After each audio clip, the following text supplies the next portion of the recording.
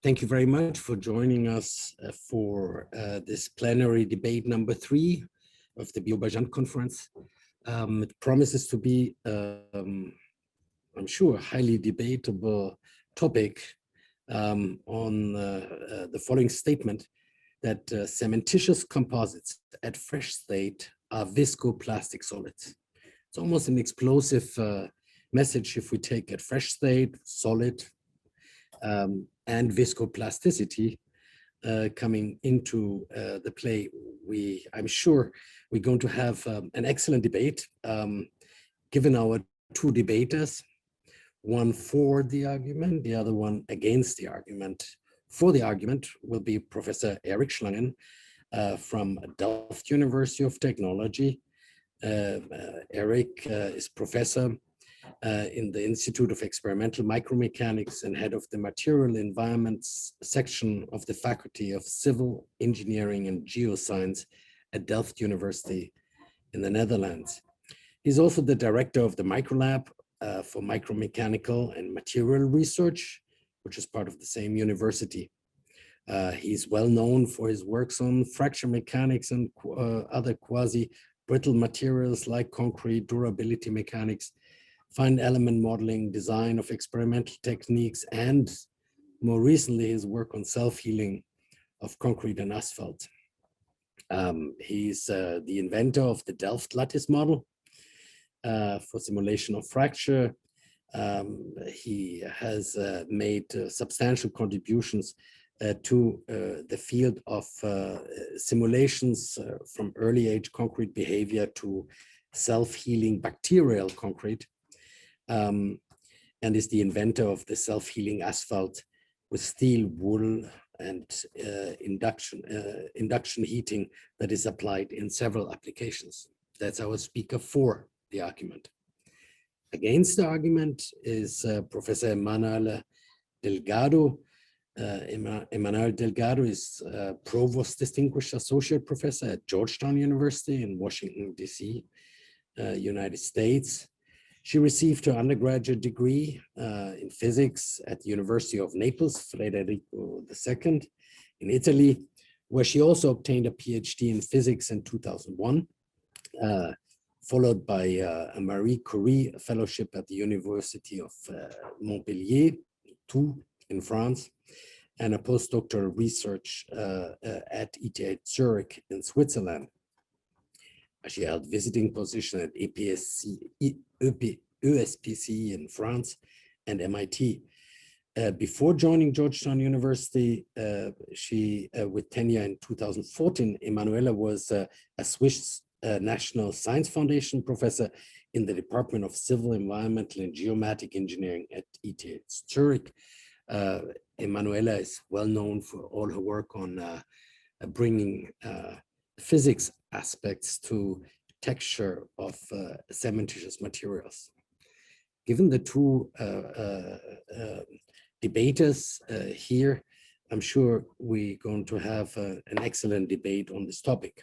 Now, just for the ground rules, as a reminder, we're going to start out with two presentations, one for, one against, followed by questions. If you have any questions, please raise your hand after the two presentations so that we can have a lively debate.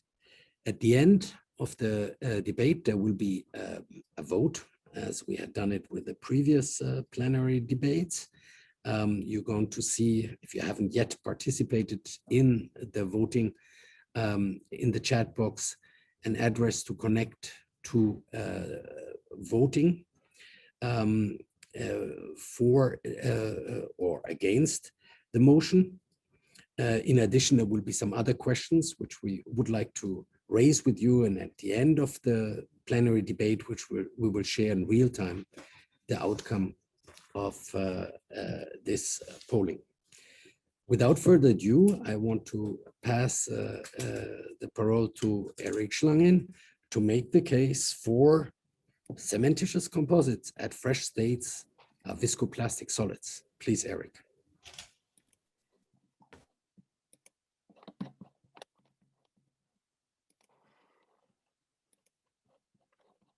Thank you, Frans, for the very nice introduction. And also thank you for inviting me for this debate.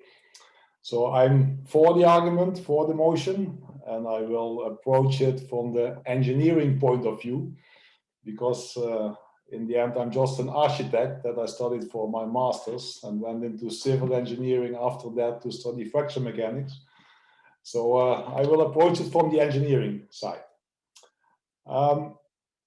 Of course, I do this work not only by myself, but also by my co-workers in Delft, Branko Xavier, Nana Lukovic, Ozan Shoporolu, who all did their PhD in Delft, but are now assistant professors in our group, and a lot of PhD students and postdocs that also worked on this topic for many years. And also these three, they probably are in the audience because they gave presentations yesterday already related to this topic. So for more details, you can look up their presentations and see their videos. So the motion is cementitious composites at fresh state are visco-plastic solids. So there are a lot of words in this motion. So of course, cementitious, yeah, we use cement to make these materials. There are composites, so that means that there is also some particles inside. So probably that you all agree with me. So that you are already for the motion, but I will try to convince you that you are also for the other parts. So we look at fresh state. So then it looks a bit like this. I still say it's a solid. If you look to this picture, it doesn't look like a solid, but let's approach it as a solid. And then, of course, we have to talk about viscoplasticity. So this is the motion, and I will approach it from an application that we are working on, which is 3D printing, which a lot of people are working on, and that's where actually we can debate about fresh state and solid materials. So here you see 3 different videos of printing of cementitious materials. And sometimes it works, sometimes it doesn't, as you see in this picture. So that's where I will focus on a little bit how to approach this problem of 3D printing and how can we then convince you that it is a solid. Well, we develop in Delft materials for 3D printing of cementitious materials. And we do that with such a RAM extruder test that we developed. Sorry for these images. Maybe you are having lunch or having dinner, and then maybe these pictures are not appropriate. But this is how we test them. So we have the material in a barrel, we push it through, and it comes out like this. And you can test that in time to see how the material changes. And you can look at the properties, how it looks like. And of course, this one at the bottom, that's not good for 3D printing, and at the right side, that is much better. So you can understand that. And by doing this test, we can also measure a lot of things because you have the pressure that you put in, the speed that you do, and from that we get the properties that you could also get with a rheometer test. This is for the fresh properties of the material. But are we interested in this? Well, actually not, because we want to print a structure, and the fresh properties are important because that's what you use to develop the material. But in the end, you are interested in the printed structure that you create then by the printer. Our colleagues in Eindhoven University, they also do a lot of research on 3D printing. The group of Theo Salet and Rob Wolfs recently did his PhD there. And he tested the fresh mixture that they make for 3D printing with a compression test at different ages. And you see here how it deforms in that test. And you see here the stress strain curves. And especially at early age, I think it looks like a visco-plastic solid. At least if you look at the curve. If you wait longer, then the behavior is different. Of course, in these tests, you also have a lot of scatter because that's the nature of the test. But to conclude here, especially at early age, the material is a visco-plastic solid, these materials. Also, so it deforms under load. Sometimes you get some damage inside, but if you unload, it doesn't go back. So that's also something which gives it a visco-plastic behavior. So if you unload, the deformation stays. The problems with 3D printing are often these two major things. If you look during the stage of 3D printing, it's the elastic buckling of your system that you are printing, or you have a plastic collapse during the printing phase. So these are the major causes of damage during the printing process. Of course, later on, then you also have to think of shrinkage, cracking that appears in this material because of the properties and the mixture that you are using. But if you look during the printing, so we print it as a solid material, and then we have these two failure mechanisms: elastic buckling, plastic collapse. So how do we have to model this? That's then the question. I would say we do it as a solid, because you can do it as a solid, a liquid, or a gas. Maybe a liquid could be possible here, but I say it's a solid because we have a regular pattern of particles. You could say they vibrate on the spot. I don't know, but you have a regular pattern, which can be regular like this or a little bit random. It's not a liquid because there the particles move around, which they don't do in this case.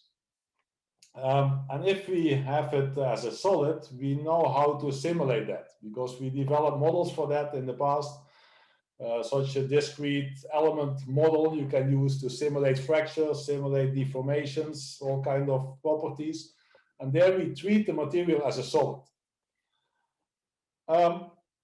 Okay, so we know how to do that because we developed techniques for that in Delft, and we always want to combine it with testing and to test it at different scales. If we want to do multi-scale modeling, we want to validate our models on different scales. So here you see a scheme of that where we make cement-based cubes of 100 micrometer.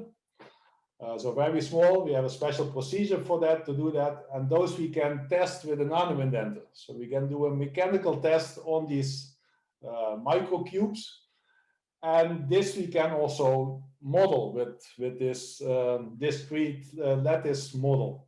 So we can simulate this fracture, see how it fractures, and then we have a certain outcome.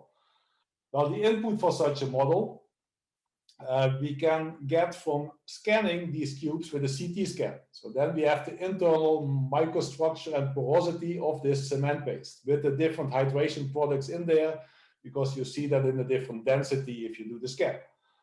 So that's our input, and we do local nano-indentation in the different phases to get the stiffness and mechanical properties like strength-related properties. Of course, that's difficult, but you get a trend there, how the different phases relate to each other. That's our input. Then we can simulate that. We assume on this local level of 1 micron, we have the size of our elements in this system, 1 or 2 micron, we assume brittle, elastic brittle behavior. And then we can simulate it, and this is actually our outcome. So that's a softening relation that we get out. And that we use, if we upscale it to a bigger scale, like here a mortar scale, we use for the cement matrix, we use this outcome. This is the input in that simulation, then we can do a fracture simulation. But if you go to a mortar like this, so a cube of a few centimeters, where you have aggregates inside, you also have an interface. And that interface also has properties. Well, we can also test that. So for that, we make an aggregate with a layer of cement paste on top of it. We can grind it off, cut it with our micro dicer that we have pillars, like you see here. And those we can also load with our nano-indenter, and then they break off at the interface, at the connection between the cement paste and aggregate. And in that way, we can test the bond properties that we also need in the model.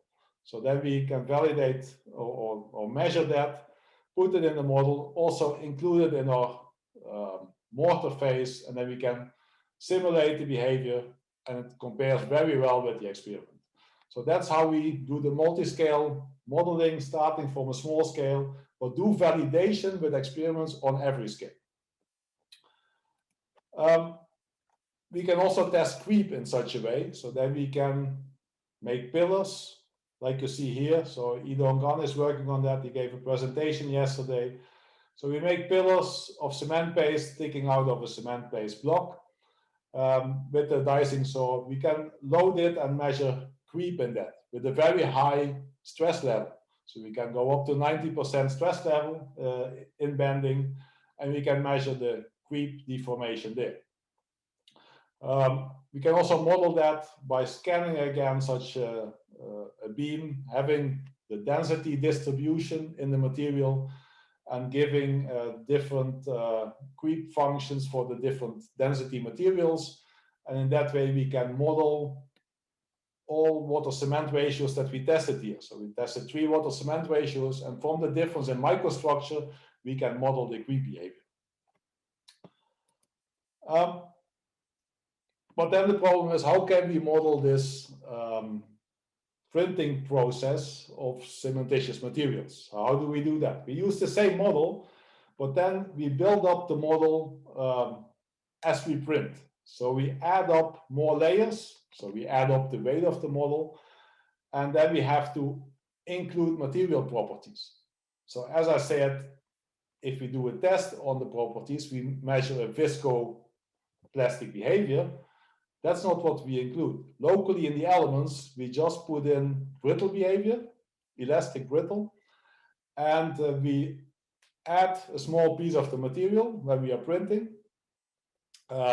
It's also an aging material, so it ages in time, so the stiffness and the strength increases in time. We know that how it works in time. But if you do a simulation, we have elastic deformation, maybe fracture of the elements if they reach their stress. And each time we add a little bit of the material in the printing process, we update the mesh. So we get a deformation, we keep the nodes at that position, we put new elements between the nodes, and that's how we include the plasticity in the model. So in that way, we can simulate large deformations in a very easy way. And with that, we can model this plastic collapse of such a cylinder that you see in the experiment and the simulation. The same way we can do the buckling. We add the layers, and it just starts deforming, and then this wall collapses, and it looks like elastic buckling, but it's also somewhere the material and the structure is deforming, and it just deforms much more and collapses in that way.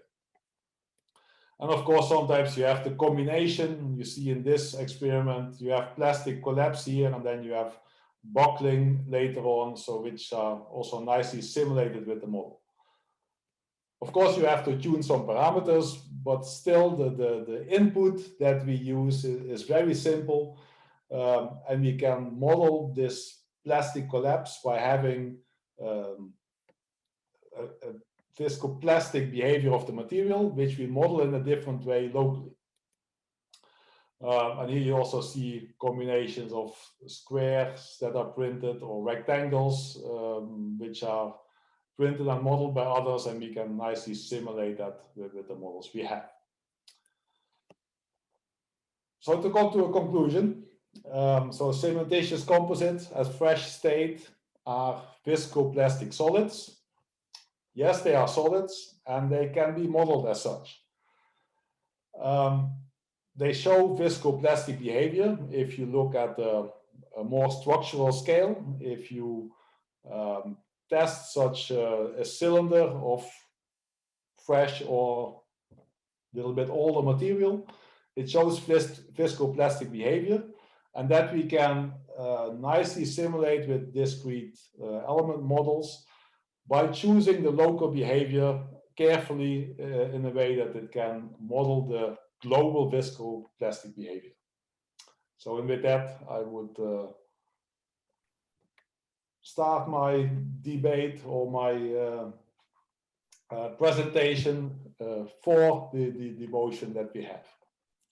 And well, thank you very much. Thank you very much, Eric.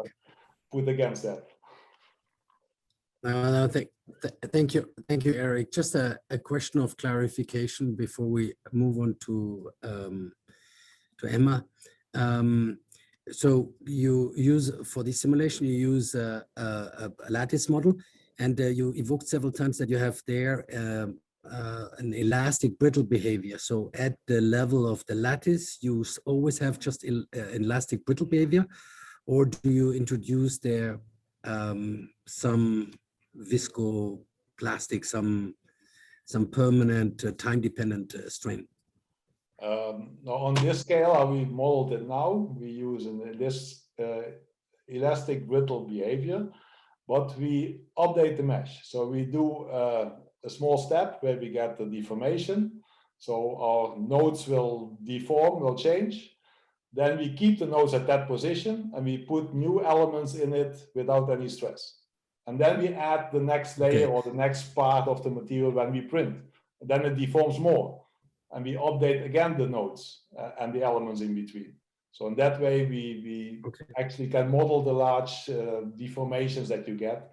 And in that way also you have the visco-plastic behavior on the scale of such a cylinder that was tested on the fresh material. We can model that behavior in that way. Okay, thank you for this clarification. Emma, would you please load your presentation? Please.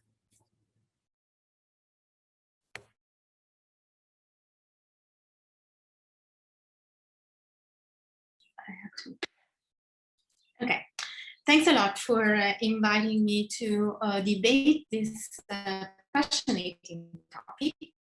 So Eric says this is really a solid. It's a viscoplastic solid, but it's a solid. And so the first question I want to ask is, well, is it? I guess this is what we want to know, right? For one reason or the other. And on the other hand, Eric himself has shown us that we can 3D print this material. So that doesn't sound very solid, right? That looks really like a fluid that can flow, and that's why we can print it. Otherwise, we would dream of doing that. So the thing, in fact, if we take cement paste and we shear it, for example, and we measure the stress as a function of the strain. So we can see that in the beginning, these are data from Nicolas Roussel. We can see that in the beginning, there is clearly an elastic response, right? The stress, or what it looks like, a solid-like response, the stress increases with the strain. But then eventually, actually, the stress is sort of plateaus, doesn't seem to depend on the strain anymore. And in fact, I can characterize, not me, this is again Nicolas Roussel, characterize the material, the paste that you have with the flow curve, which is the stress as a function of the rate, which means that I'm actually able to impose a fixed rate on this material and obtain a reproducible stable stress. So that sounds more like a fluid behavior to me. However, when I try to fit the curve, the behavior, the constitutive behavior, I can see that this dependence on the rate, it's definitely not what I would expect for a fluid. And in fact, I can fit it with this type of law, which is usually called Herschel-Buckley. It's a phenomenological law that describes this type of behavior. And this type of behavior, it's common to cement, to paste, to mayonnaise. So that's the type of behavior that I see, actually. And this is what people would call also a yield stress fluid. So where does this behavior, the question that I want to ask is, where does this behavior come from? What is the microscopic physics that underlie the fact that as I shear my material, I'm actually able to impose a strain rate, but then the stress actually does not depend on the strain or on the strain rate in a simple way that I can understand. can simply understand. And so the idea that has emerged over several years now is that in fact this type of macroscopic constitutive behavior, it's always coming from an interplay actually of plasticity, as Eric was saying, with elasticity. So I like this cartoon to try to schematize and to visualize what's happening microscopically.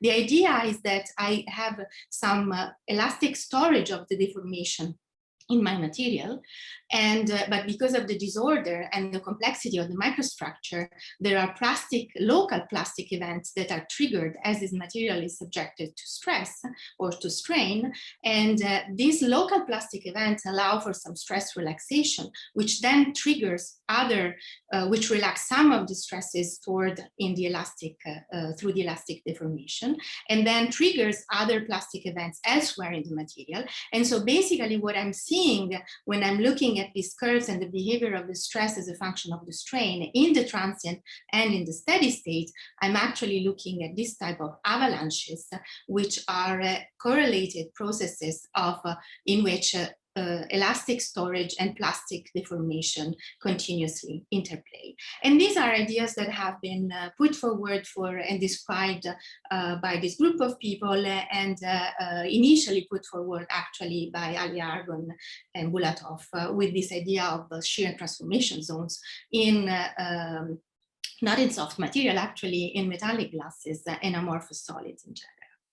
So the idea is that this type of behavior actually is the direct sign, is the hint, the warning sign of the microscopic physics that it's inherent in this type of material. And so the stress evolution over time, I have to think about it as actually the result, as I was saying here, this equation that I have here is just the first attempt to model this. And it's again expressing what I was saying, that you have this continuous interplay between the elastic response and the plastic the plastic deformation in the material, which then determines the stress relaxation. So it's very clear that in this type of interplay, then there are time scales that emerge, and this time scale interplay with the shear rate that I'm trying to impose.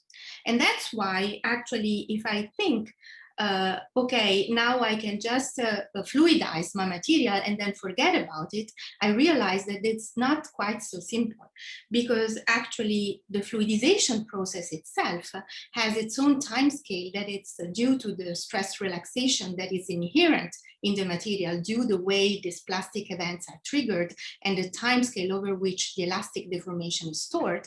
And so because of this time scale, I cannot just independently determine what is the shear rate at which I have to print to fluidize my material within a certain time. Basically, what has been seen in experiments is that the fluidization time, so the time that the material takes to become completely fluid and being able to flow homogeneously under an imposed shear rate, in fact, depends on the rate in a way that is non-trivial. So I cannot just decide what is the rate to shear my material to get rid of whatever stress relaxation is happening at my pleasure. I have to understand more about what is the microscopic physics of the system. And when you do that, this is something we also have worked on, you realize that this behavior comes from phenomena, microscopic phenomena, of which we all have indirect or direct evidence when we deal with cement and cement paste, that there is actually dilatancy under shear, that there are signature of frozen-in stresses that depends on the history of the material. And in fact, we know that when we want to print, we need to understand how we have prepared, how we have loaded the sample, and what is the history of the sample that we put in, and how long we wait actually changes the way we print. So all this actually has a microscopic physical origin, and that we can try to understand. So, okay, one thing that I was saying here that it's different from what Eric was saying is the fact that there is some role of elasticity here, although also Eric in the end was talking about the elasticity and how they include that in the model.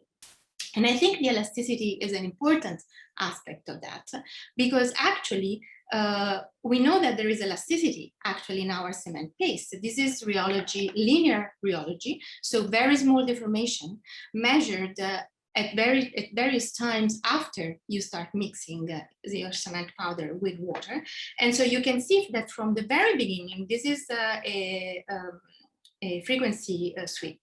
And so from the very beginning, 10 minutes after mixing, I can already see that actually the elastic response, the storage part of the modulus, is actually larger than the loss part. And this, of course, doesn't go better if you wait. So in fact, from this perspective, if I look at this, then that looks completely like a solid, even just like a viscoelastic solid. And so I could forget the fact that the material can eventually flow, but I should not, because this type of constitutive model is actually not compatible with what I see and what I use for printing, which is that the material can yield. Okay, so then should we agree that these are just yield stress fluids, and that's it? I need to understand this interplay between this elasticity and plasticity, and on which time scale their evolution couple in the microscopic physics of the system. Well, that's even more complicated than that, right? Because in fact, there is more going on in cement, and in cementitious composite, if we look at the evolution, the yield stress, right, that Eric told us it's so important to understand how to print. Actually, the yield stress varies with the water cement ratio, as also Eric was showing, and it actually varies over time. And depending on how much I wait, I will get a yielding process, as again, Nicolas Roussel already showed us a few years ago, a yielding process that depends strongly on how long I wait. And there is this recent very nice work by Shio Kawashima showing how actually, not only how much I wait, but what is the load that I was imposing on the material while waiting before making it flow actually changes the rheological behavior and the yield stress, and the whole way the material flows and the way the material resolidify after flowing. So the reason why is that it's because, as we know, in fact, not only this is a complex paste, but it's a complex paste that is hardening. And it's hardening because there is a solidification of calcium silicate hydrate mainly that it's happening as we try to yield, deform, flow, and then have the material resolidify. So from the very small scale, there is actually cohesive forces that increase between the nanoparticles of cement, calcium, of the CSH hydrates, of the cement hydrates. These nanoparticles aggregates through the presence of these cohesive forces that really happens at the nanoscale level. And the consequences of this, we can see them at the macroscopic scale because the gel grows under the effect of these forces, changes and densifies under the effect of these forces. And this enters the way we print the material and affect the way we print the material. And it affects the constitutive behavior that we should actually take into account. And it affects the properties of the material that solidify. Over time, the evolution of these nanoscale forces leads to a macroscale structure that has a wide range of pores and different degrees of actually stress heterogeneities that get frozen in the material. They get modified as we print and reinstated and modified as the material then finally hardens, depending not on as the time goes on, depending on the history of the material and depending on the way we print. So, and you know, you have signature as Franz was saying, I've been very much interested in the evolution of the microstructure and nanoscale forces in all this. And so you see the signature of all this behavior in you can see signature of the changes in the nanoscale forces through the dynamics of water that has been measured in many experiments using NMR and neutron scattering. You can see the evolution of the porosity and the texture at the nanoscale level in the cement hydrates, and you can see the evolution of the mechanics through the hardening of the material, which is determined by this type of microstructure. So, okay, so what do I want to add to what Eric was saying? Well, for sure, it is in the end a solid material. We don't have a doubt on that. That's a material we can walk, we can live in, we can drive on. Eventually, it is a solid. But the way the solid is formed, it actually changes the properties of the solid itself. And the way the solid is formed, it's affected by this interplay between the plasticity and elasticity in the initial materials that we actually mix and that we try to print. One important aspect of the role of the elasticity, and I want to reiterate that because I think what I would like to end up with is the fact that, okay, we can say this is a viscoplastic solid, but maybe more than worrying about if it's solid or liquid, we should be worrying about the fact that it is an elastoviscoplastic material. And the reason why elasticity is important is because it points out to the fact that it's also a material that in which we can actually imprint stresses and sort of spring load it as depending on the history to which we subjected and depending on how we have the material solidify. So Franz and Mathieu, they measured many years ago the creep, the long time evolution actually of the flow behavior of this solid. And if I think that in these type of processes, also elasticity can play a role, that points really to the presence of to the role of these initial stresses that are imprinted in the material as it solidifies. This is a study of how these stresses actually change the type of relaxation processes that we did in a much softer material, which is just a colloidal gel. But in fact, we could think that the same type of things happen also in our cementitious space as it hardens at the level of the microscale structure. So in here, we could see that the relaxation, whatever relaxation that was following any little break in the structure of the material was associated actually to an elastic recoil, exactly because the material, due to the initial spring frozen in stresses, was sort of spring loaded. And how can we prove that? Well, because we can measure the microscopic displacement and we can see that they follow exactly what continuum elasticity would tell us, even at this small scale of the microscale structure of this material. So these type of processes could actually be relevant to the long-term evolution of the material and therefore also to its creep. So to conclude, I think if we want to understand more and be smarter and using cement composites, especially in applications like 3D printing that really require to finely tune the constitutive behavior of the material, we really need to keep in mind that there are evolving frozen-in stresses there and that the material is elastoviscoplastic. Thank you. Thank you very much, Emma.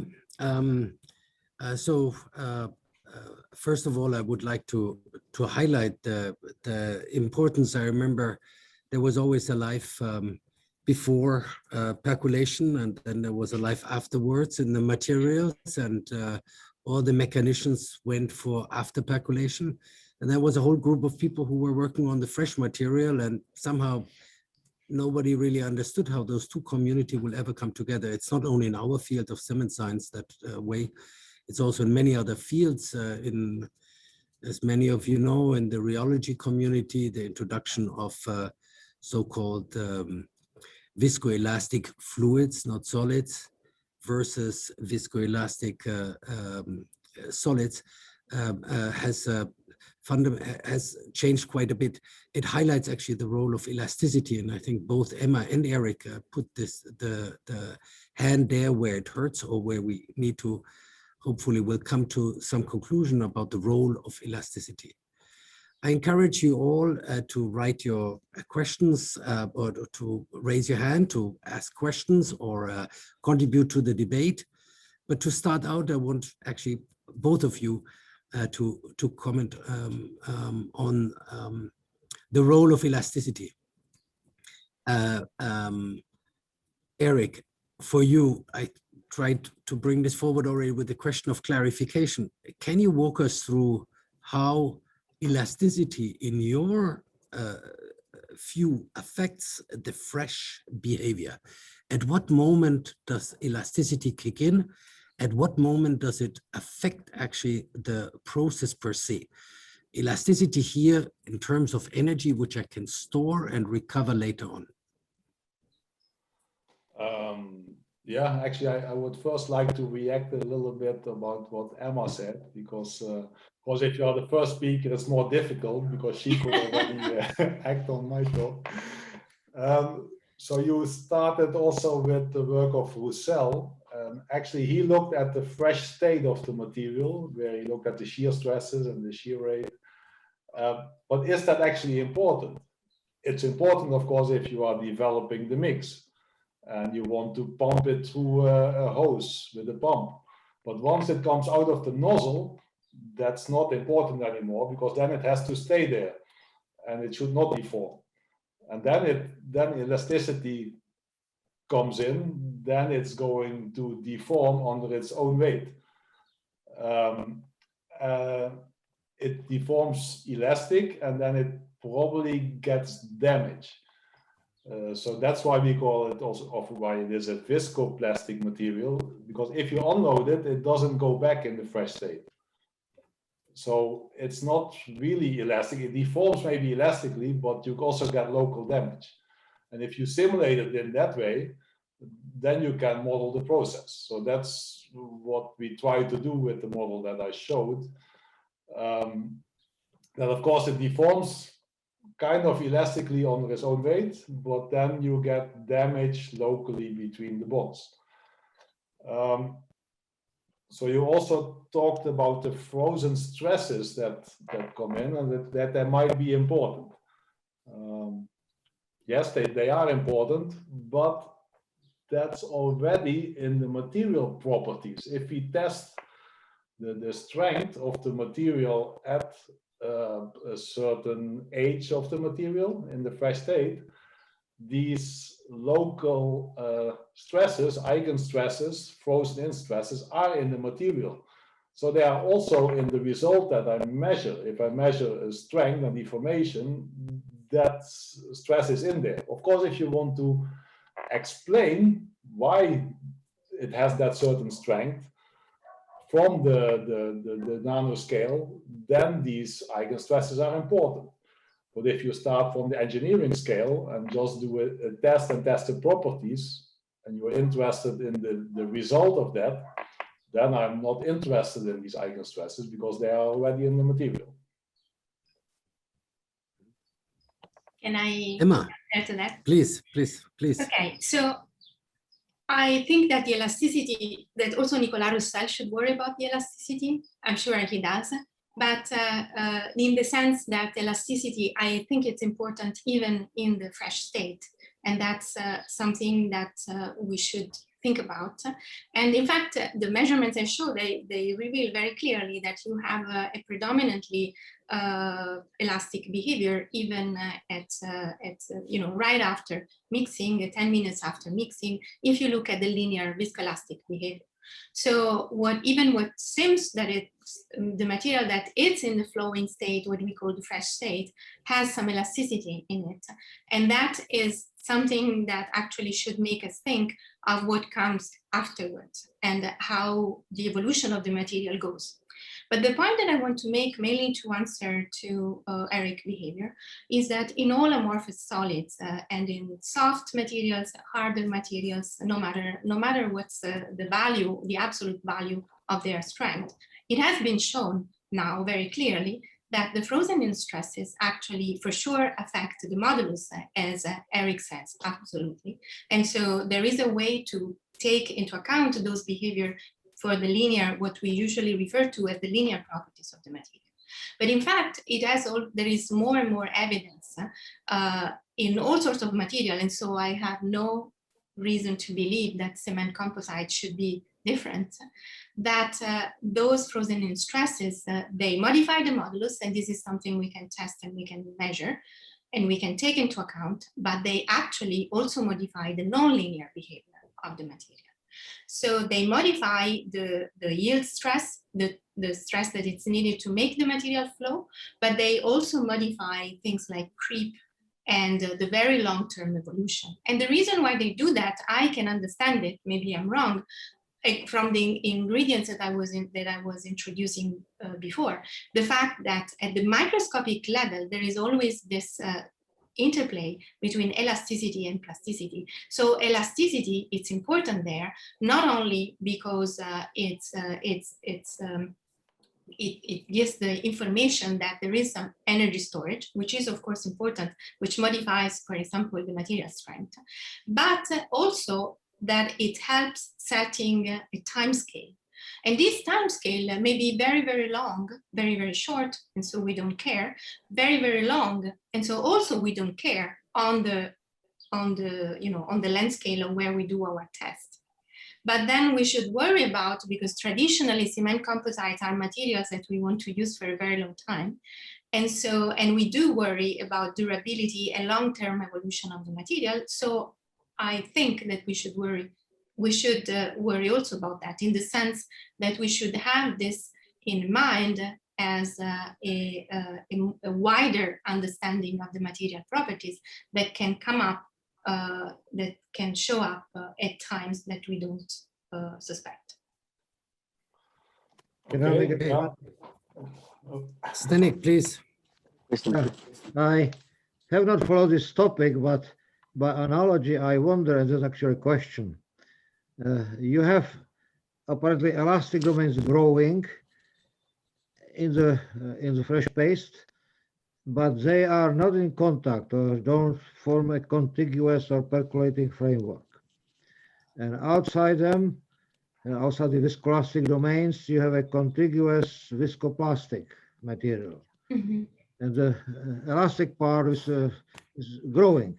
So the natural way, it seems to me, maybe it was done, would be to look at it as a composite. Composite of viscoplastic domains, viscoelastic and viscoelastic domains which are growing in size inside a viscoplastic matrix. Mm-hmm. There are then various methods for composites. We have the limits and obviously in between, Rosenvoigt, something like that. And that could provide a reconciliation of these different views of Eric and yours. Mm-hmm. Just Emma, Eric, please. Yeah, that's I probably agree with that. But the problem I always have with these eigenstresses, for instance, at the small scale, I always would like to verify if they are there, to do a test where I can measure them. Mm-hmm. Right. Because that's how we work, and that's what we always want to do. How can I do that? How can I measure these eigenstresses that develop? I'm sure that they are there, but I would like to verify. Yeah. Okay. No, but I totally agree with this. And this, I think it's for scientists and engineers, this is a challenge, right? And I'm not saying, please don't, I want to clarify that I'm not saying that things that do not account for that are necessarily wrong, because I'm sure that there are plenty of situations where the effects can be included in a simple way, or maybe it's not that predominant, right? What I'm just saying is that on the other hand, we know that these things are probably there, and we also know that in principle they do affect the evolution of the material. So we should worry about that. And also they can, what I find it very interesting is that if we think about it, they can become a way, an additional knob we can play with to actually design material properties with consequences at longer times, which is an area that it's basically unexplored. And so it's clear that this is the challenge of the new people coming in, right? How can we measure local stresses?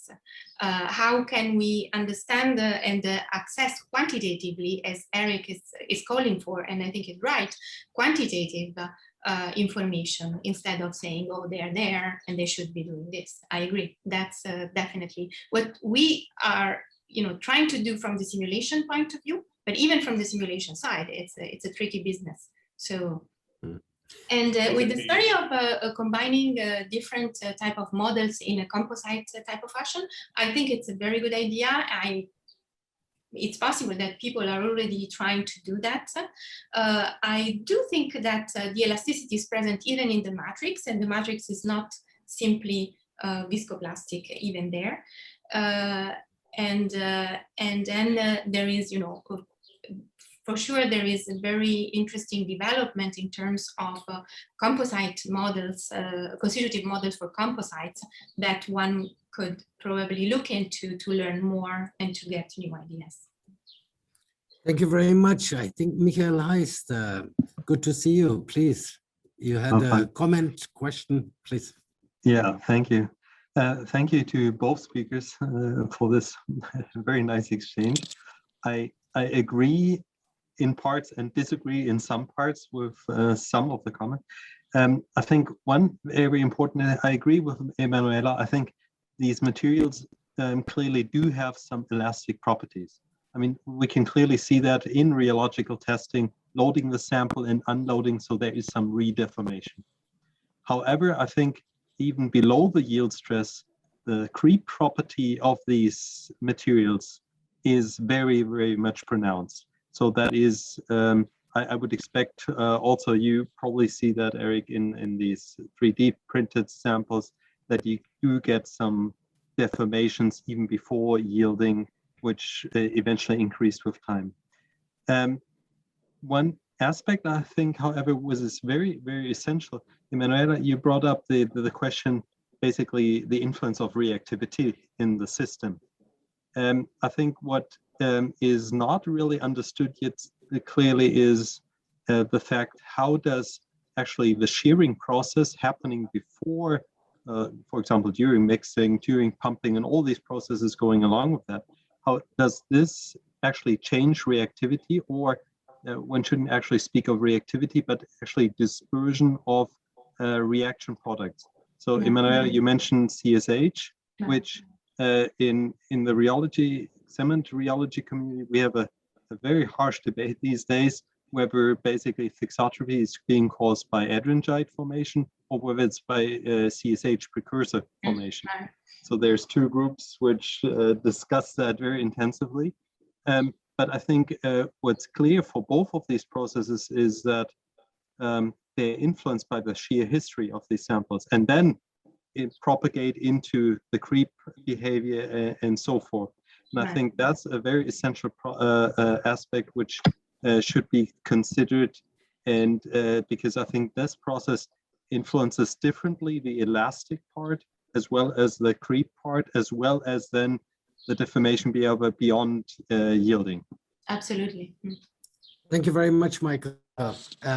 Eric, Emma, you want to take a step on the I can confirm your last observation that because we did test with some students that we made the fresh mix, did the test then, test the properties of the fresh mix, and we put the mix through the pump and through the printer and tested the properties then. And they are completely different. So something is changing if you do the printing process with the mix and with the hydration, so with the packing, and so it changes. Totally agree. Yeah, and I can, I think it makes total sense because with the, for example, the type of insight that we've been working on also with France about trying to understand the formation of the microstructure, right?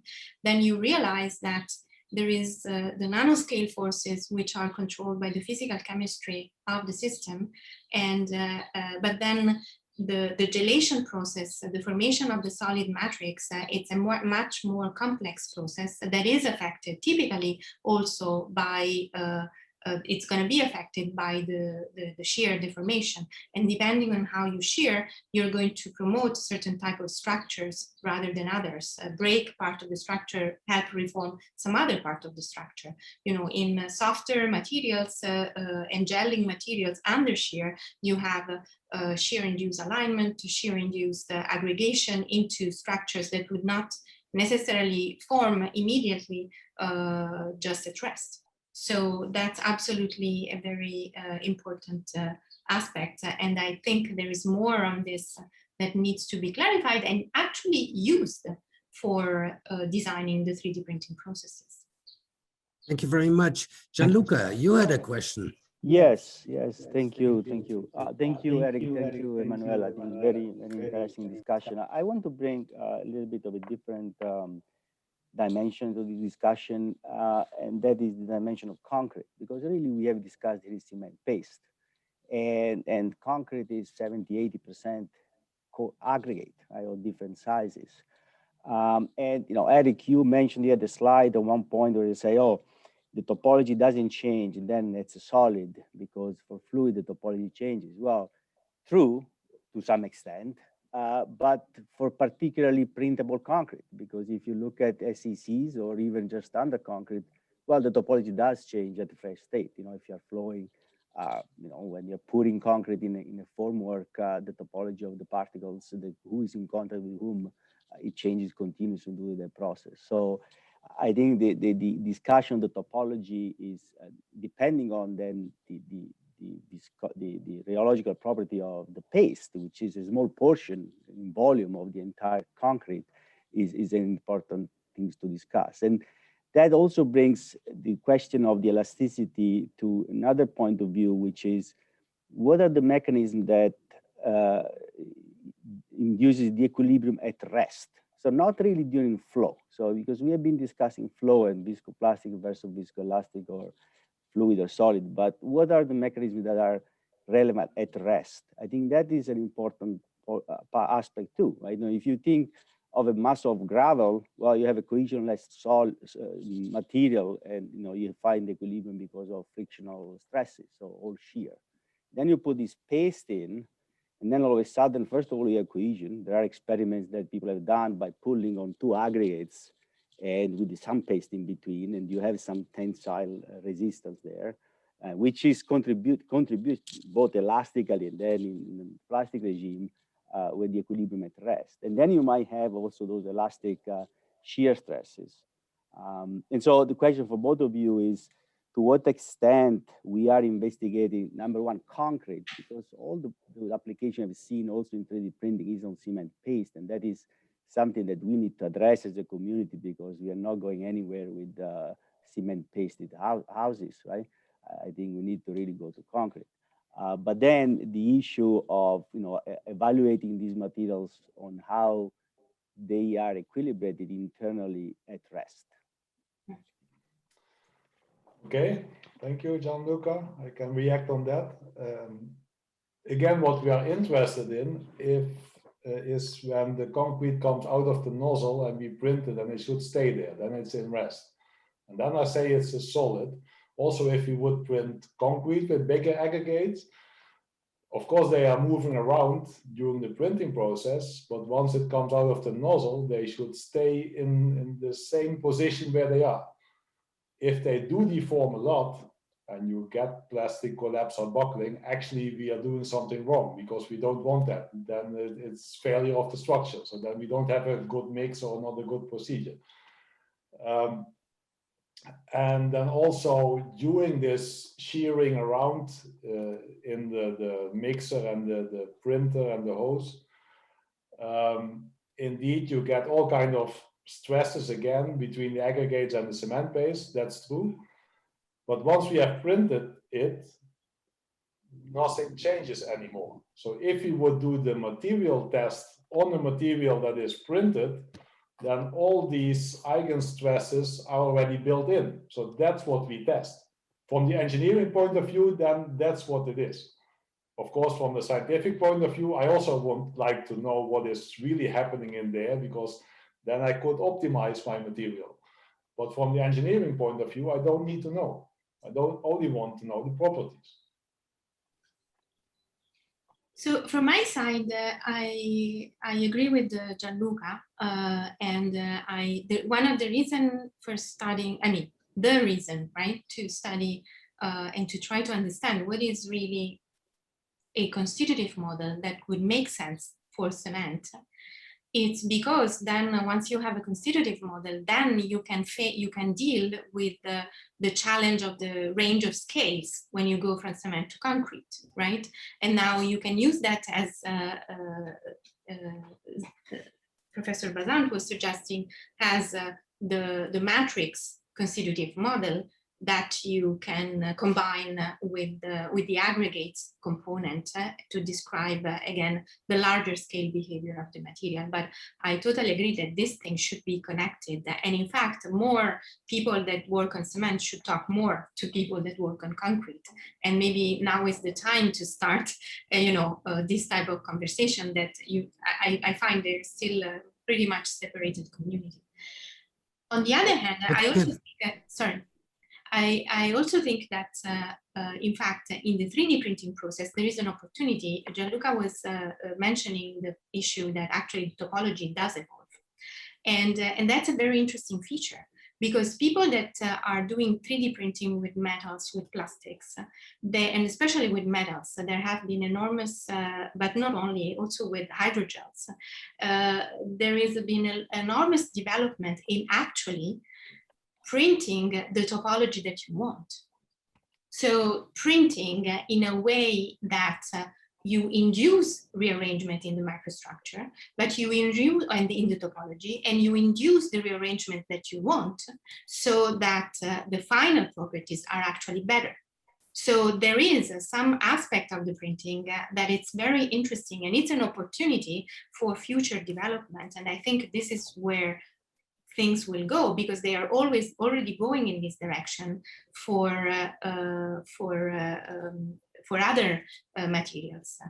And if we know enough how cement and concrete behave also under shear, and that's why I think it's important to understand the role of the rate, then we could actually do that. We could design topologies, for example, where stresses can be accumulated in a much larger amount before the materials start to yield. We could design topologies that actually favor self-healing and make the material tougher. So there are these things that this new path, a new landscape that is open through the printing, and I think this is what we should try to pursue. Thank you very much, Emma. I have a question here from Christian Helmig. Christian, where are you? Well, I'm on this part of the screen. Yeah, thank you very much. When I saw Gianluca saying I have a question, I said, okay, I have to do something. No, I would like to come back to something very basic. So Eric was saying, he does a macroscopic test, and upon unloading, he has no strain going back, right? Which is the most fundamental test of seeing reversible work, energy being reproduced at the macroscopic scale. Michael Heist was saying a little bit later, he had seen tests where he saw something upon unloading. So that's my interest in terms of, let's say the collection of tests at the macroscopic level. Concerning the question that Franz has brought up, what is with the energy? Does it come back in terms of work? That's my first part of the question. And the second part, I agree somewhat, of course, with Zdenek saying, okay, if it's really, let's say, viscoplastic matrix with some elastic, let's say, chunks in, then of course, if you take composite mechanics theory, you will not see the chunks. If you do a mechanical unloading, you will not see them. Okay, the waves might see a lot, they go through and so on. So my question is then, first, this is my first part, but the second part is perhaps does Eric see something like hardening viscoplastic solids, meaning that all this frozen energy is accumulated, where Emanuela is saying, okay, there is some energy somewhere, but macroscopically, if there's really no unloading, unless Michael Heist has the big collection of counter experiments, might it be like this? Well, I say that the material doesn't go back upon unloading. That's in the really early age. Then, so after a few minutes, 10 minutes, then nothing happens. If you do the test a little bit later, then you see elastically going it back.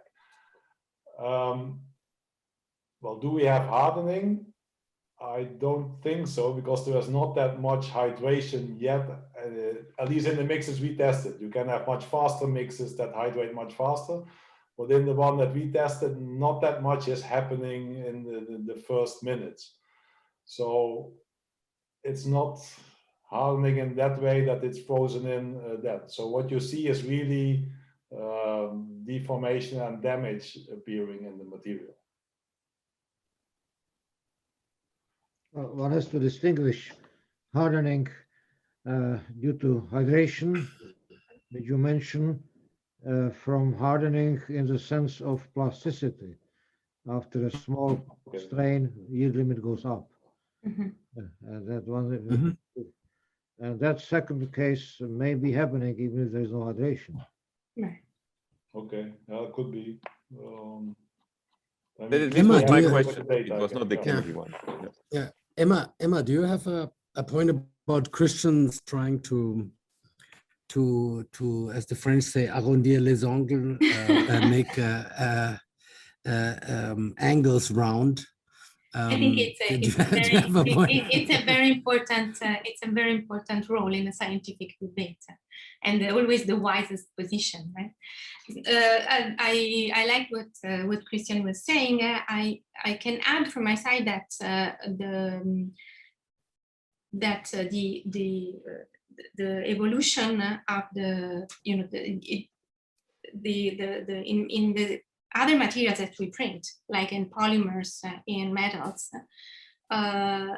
you need to have a fluid to solid transition in order to be able to print it. And so you have to deal with this temperature control, that it's very hard. And it's the challenge of that type of printing process. In cement, we have actually the liquid to solid transition that happens at room temperature, just without us doing anything. So I think that is something that can be, it's an advantage. It can be it makes things much more messy. It makes us wonder, it's the hardening, or it's the plastic hardening, or it's the hydration that is doing this, and how do we control one or the other? But it's an opportunity, I would say, to reconcile the different pictures, trying to join Christian party.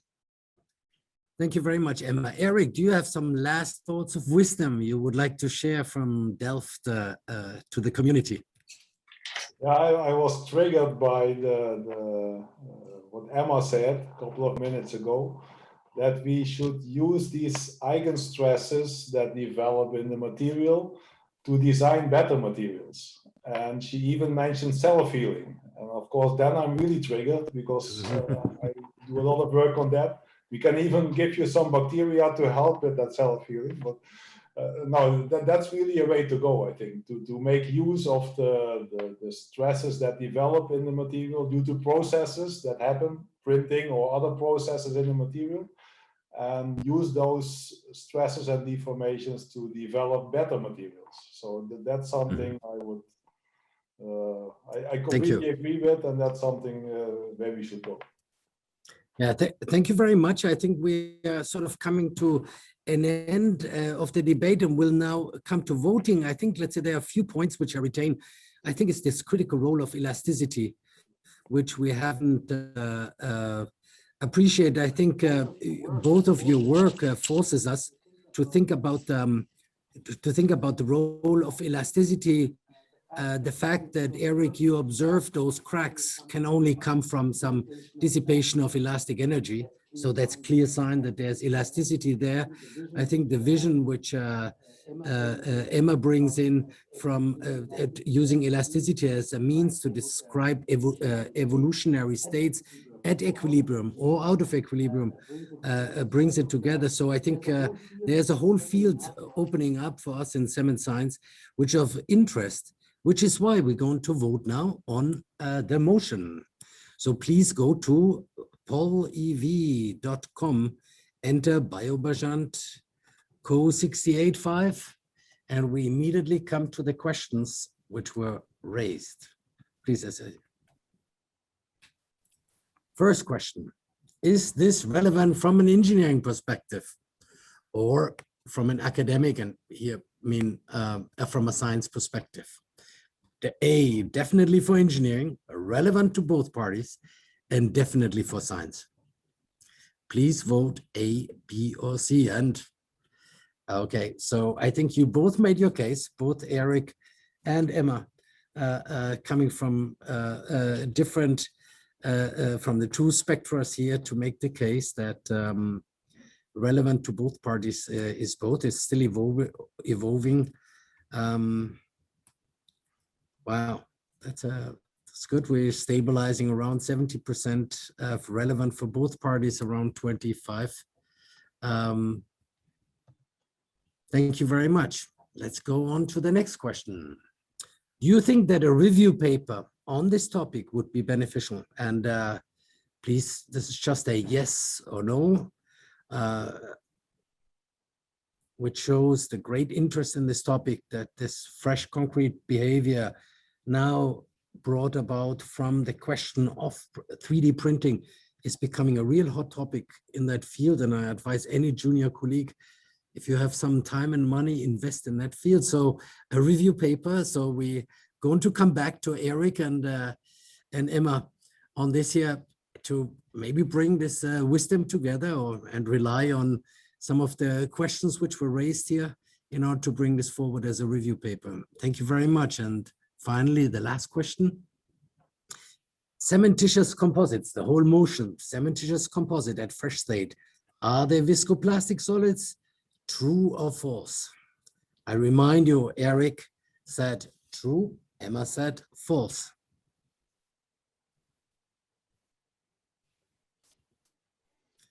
Well, that is a tie, which means we're really close to a tie. True, false.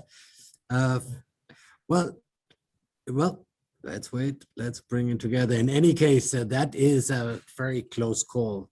50-50. I hope nobody is playing around here with it.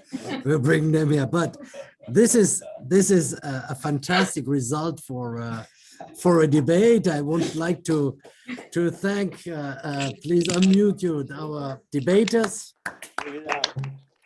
And I would like to thank all of you to bring that forward. I think this is a pretty impressive show of defining a new research field where we had two experts already in there. It's a good time for our community to invest in that field. Thank you very much, and we see you soon